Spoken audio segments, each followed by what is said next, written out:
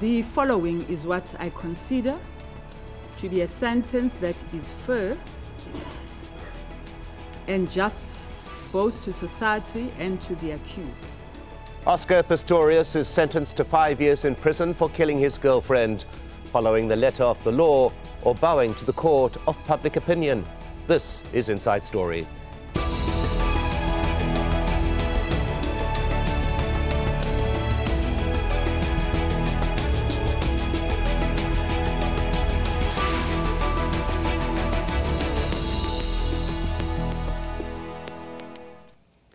Hello and welcome to the programme. I'm Mike Hanna. It was a case that divided South Africa and resonated around the world. The Valentine's Day shooting of model and law graduate Reeva Steenkamp by South African Olympic and Paralympic sprinter Oscar Pistorius. Every twist and turn played out in excruciating detail, with Pistorius variously portrayed as a broken man who had suffered enough or a killer who must pay for what he had done. The disabled athlete admitted killing his girlfriend on February the 14th last year, but he said he did so by mistake, shooting her through a locked bathroom door because he thought she was an intruder. Sentencing Pistorius to 5 years in jail, Judge Thokozile Matilda Masipa said she was trying to strike a balance between mercy and retribution, adding that righteous anger should not cloud judgment. To our discussion in a moment after we hear from Tanya Page in Pretoria. Judge Thokozile Masipa said she had to find the difficult balance between showing Oscar Pistorius mercy while also punishing him without vengeance. She said the fact that he fired his gun 4 times through that locked bathroom door, knowing someone was on the other side, meant that there was no way it would be acceptable to the public if he weren't sent to prison. The athlete himself looked quite calm when the sentence was delivered to a hushed courtroom, almost as if he was prepared for it. He turned around and quietly clasped the hands of friends and family as he was led down below to the cells. Afterwards, his uncle Arnold said that the family accepts the sentence and that Oscar was looking forward to assisting some of his fellow inmates with their literacy skills as a way of giving back. Also afterwards, Reeva Steenkamp's mother said simply, "It's right." This case never far from controversy. The defence lawyer saying to journalists afterwards it's possible the athlete may only serve 10 months of his 5-year prison term. That's because under South African law you only have to serve a 1/6 of your sentence when convicted under this particular section of culpable homicide. So after months under the public's glare and the glare of the international media, this trial broadcast live to millions around the world, Oscar Pistorius now heading for the relative privacy of a prison cell. This is Tanya Page reporting for Inside Story. Well, let's bring in our guests now for this edition of Inside Story. In Johannesburg, Mannie Witz, a criminal defence lawyer who served as a mentor to the Pistorius trial judge. Joining us from London is media lawyer Duncan Lamont. And completing our panel in Johannesburg is Ayesha Kajee, a government and democracy consultant and former executive director of the Freedom of Expression Institute. Welcome to you all. Let's begin with Mannie Witz in Johannesburg. Judge Thokozile Masipa said she needed to establish a balance between retribution, deterrence and rehabilitation. Do you believe she did? Look, in regards to the final sentence that she imposed, she definitely did. She took all those factors into account, and I think she gave a very fair weighing up and balance of the evidence before her, both in aggravation and in mitigation of sentence.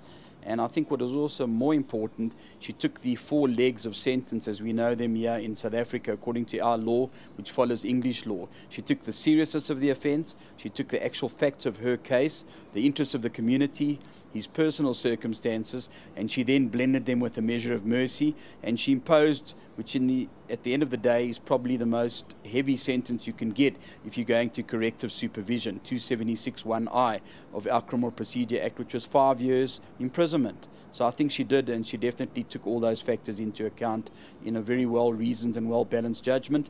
And it's a judgment that I think is not appealable by the defence, and I'll be very surprised if they did try and appeal such a judgment and sentence. Well, Ayesha Kajee, your view on the judge's sentence? Mike, I think that most South African women will feel that Oscar got off lightly, getting a sentence of 5 years, which is in all likelihood he's only going to serve 2 years of that.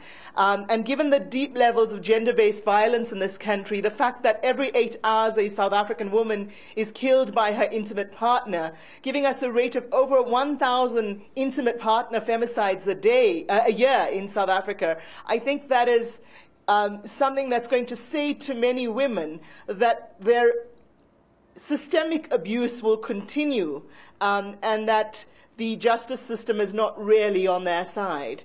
Well, I'm going to return to that issue of gender in a moment, but I want to go to Duncan Lamont and ask him a very fundamental question as well, given the publicity around this case.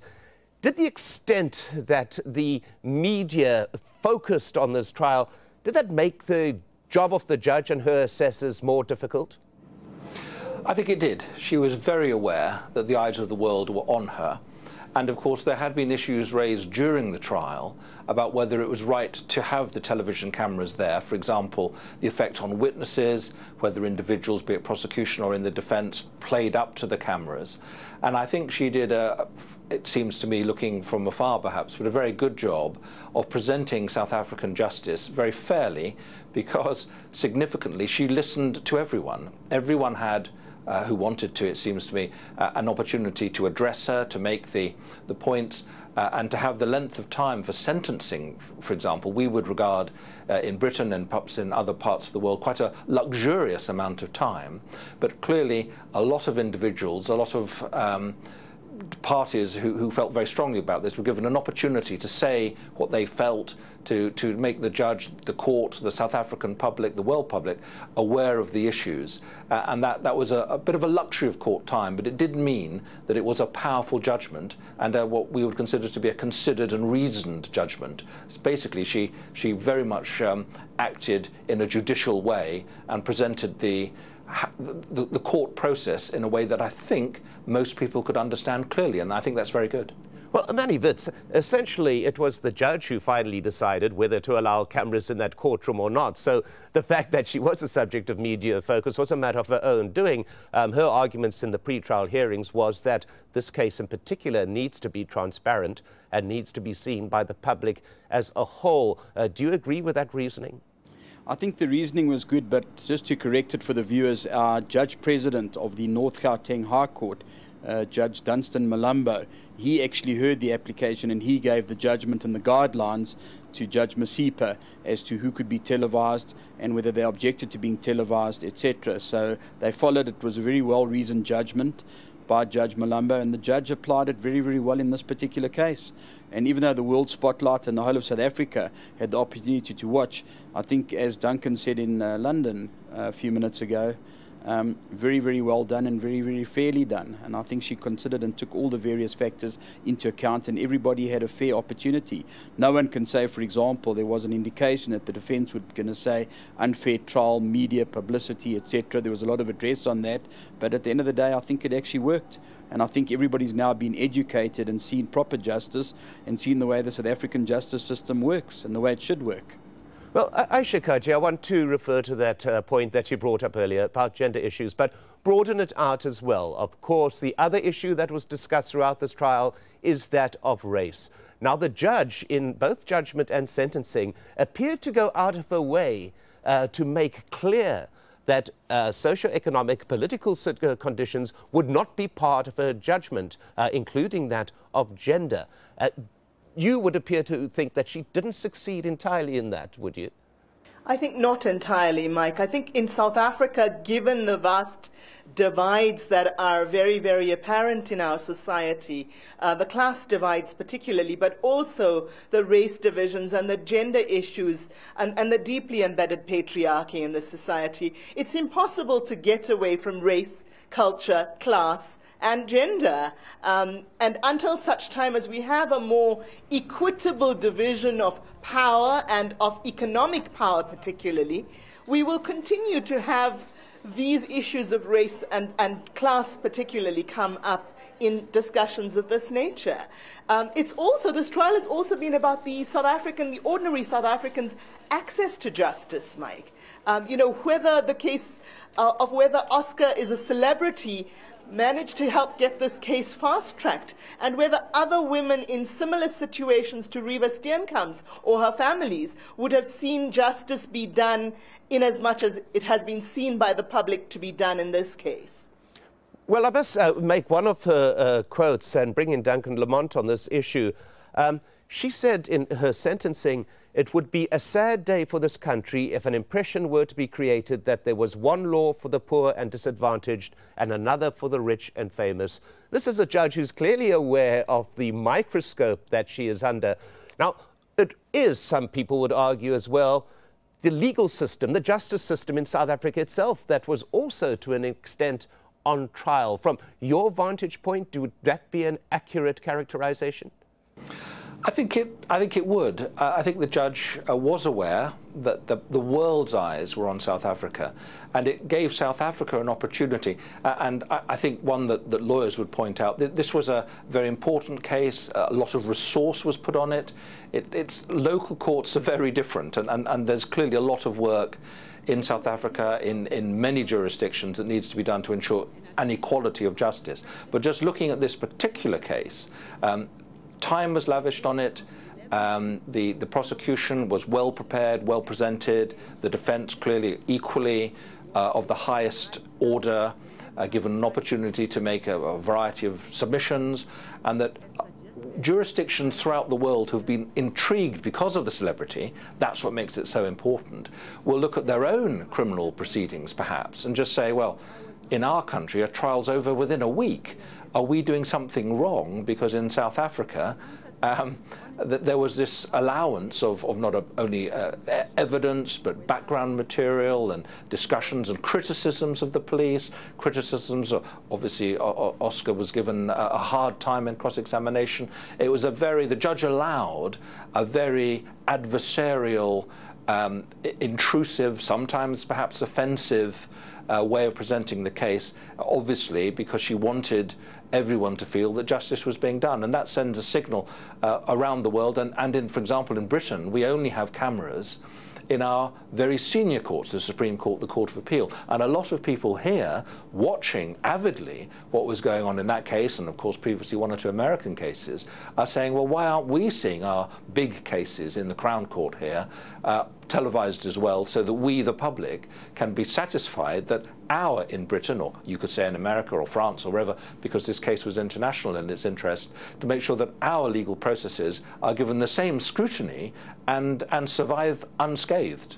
Ayesha Kajee, I want to go in, who's been waiting patiently, I think, to follow up on something that Duncan Lamont said about the fact that many were surprised about the length of this trial, the huge space given to both defense and prosecution, and yet some would say that there are cases that happen in that same court that you have an accused being defended by somebody appointed by the state, and it's over within a matter of days. There is this imbalance, is there not, in the processes of justice itself? Is that unique to South Africa, though?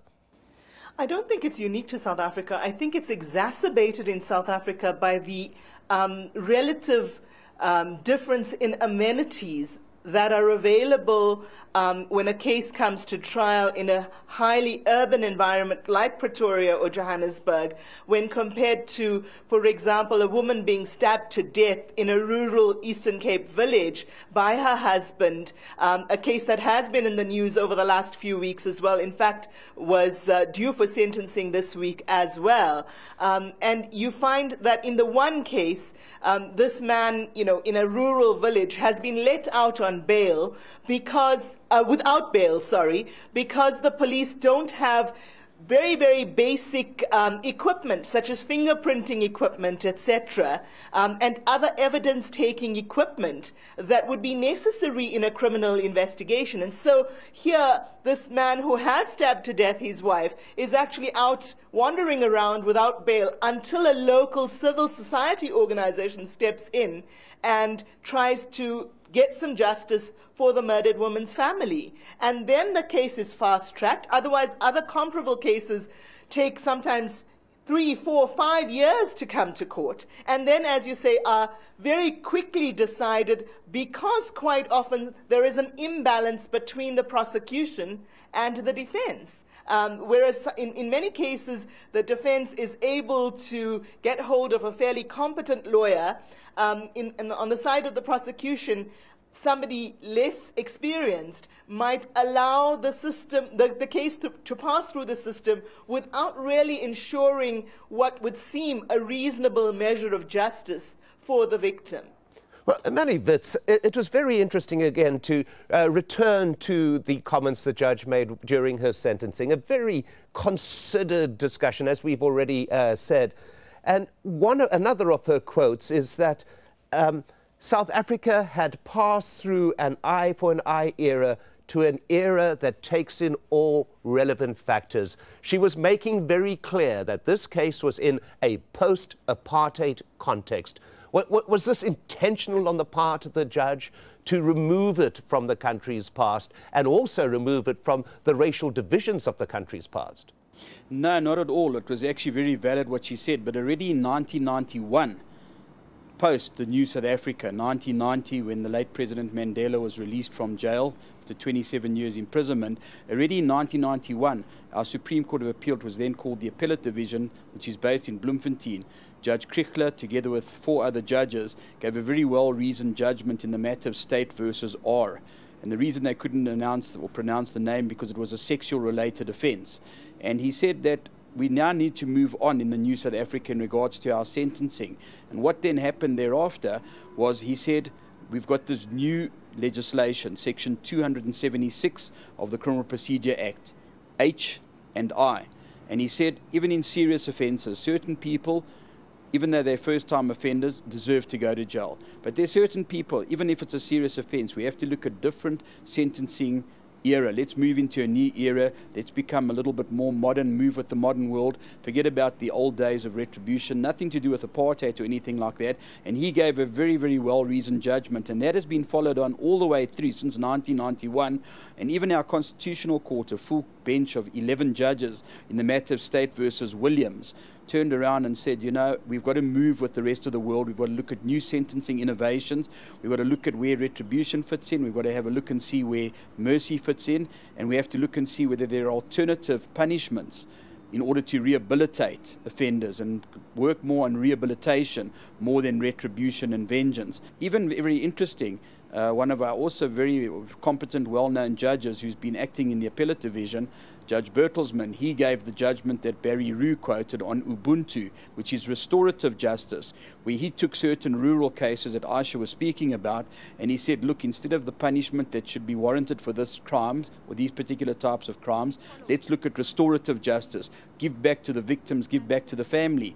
And unfortunately, when it was considered in our Supreme Court of Appeal, they took a lot of it into consideration, but they overruled Judge Bertelsmann in that case. But a lot of judges still look at restorative justice where the circumstances demand it.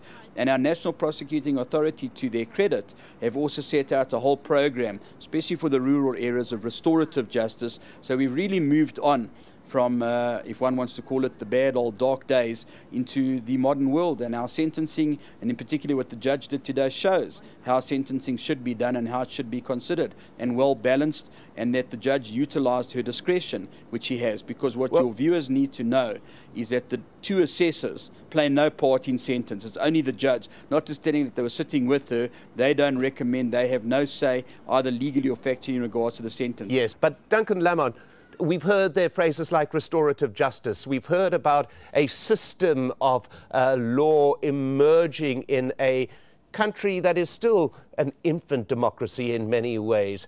Is this something that the outside world looks at examples like this, concepts of restorative justice, concepts of rehabilitation as being a backbone of sentencing?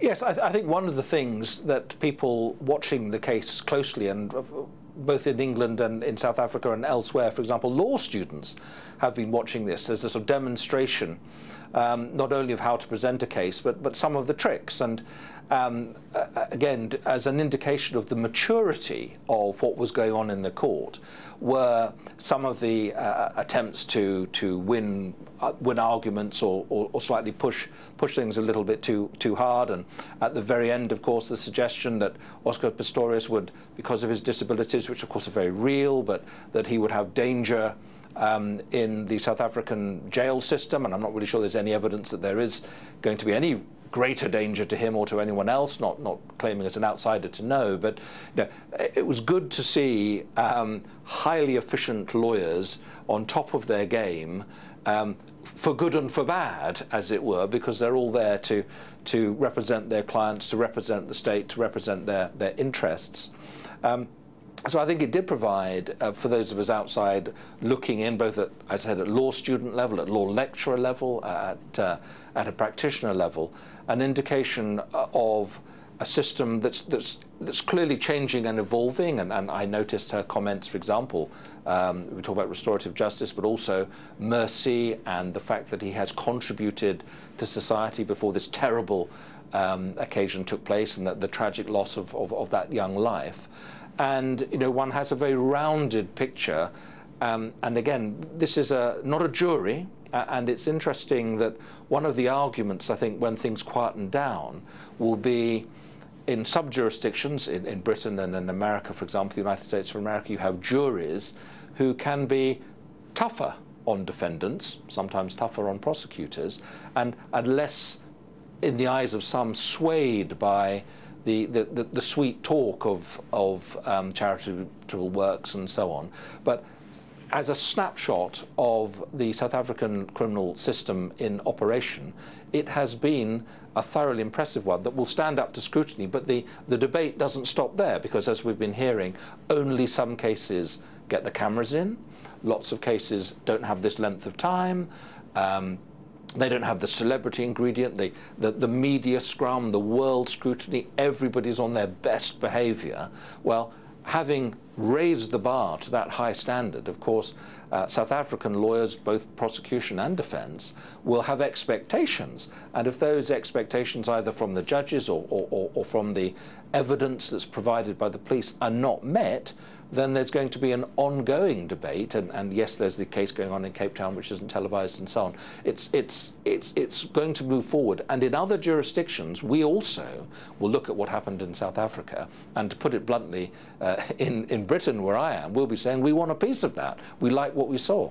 Well, Ayesha Kajee, your view of that, after all these months, through all the intense national debate that was happening about issues that you mentioned, gender issues, gun laws, race, all of these things were debated throughout these long months. At the end of it, do you think that justice has been done, and even more importantly, been seen to be done? Given the legal arguments, the very professional and balanced legal arguments Judge Masipa put forward, certainly members of the legal profession and the justice system will feel that justice has been done. Whether it's been seen to be done, however, is another matter entirely. And here, you know, I will hark back to those statistics of gender-based violence, of femicide, etc., that so many South African women suffer, and add to that the layered components of class and race that are also elements in this society. And to give you some indication of how far we've not come, Mike, is to tell you about another case that's been in the media recently. A middle-class businessman in Cape Town gets out of his car at mid-morning and walks up to a black domestic worker on her way to work, slaps her around. She falls to the ground and he continues to assault her. When she lays a charge against him, he claims to feel victimized by her laying a charge, by her complaining. You know, some people would say that that in itself is a very telling example of how far we have not traveled in South Africa in terms of more equitable treatment. At that particular point, Ayesha, I will have to interrupt you, discussing where South Africa has not got to, but where it also has got to, and remembering too that there is a victim and a victim's family in all of this. My thanks to our guests, Mannie Witz, Duncan Lamont and Ayesha Kajee. And do please feel free to add your voice to this discussion. You can leave your comments at facebook.com/AJ Inside Story. We're also on Twitter. Look for @AJ Inside Story. I'm Mike Hanna. Thanks for watching, and goodbye for now.